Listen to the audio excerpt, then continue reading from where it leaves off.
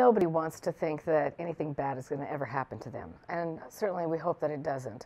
So I would have to give a real-life example of what happened to one of our family members, and that was my cousin, who was 40 years old, and he suddenly passed. And it was very tragic, and it was extremely hard on my aunt and uncle because they'd lost their son so suddenly.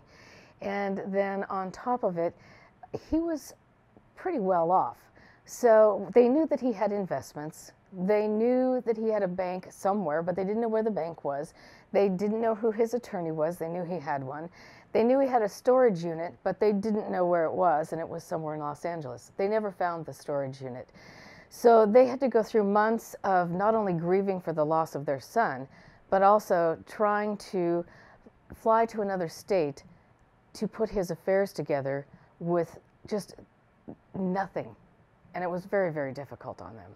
So that's why I think that if a single person thinks, well, what if something happens to me tomorrow?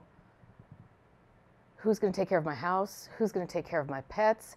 You know, if you look at that angle and then you get the system and you put your information on the system and then you share your login with someone that you trust or an emergency contact person, then you can feel a little bit more secure that, well, not only am I going to be helping myself, but I'm going to be lessening the burden on my family if something ever did happen.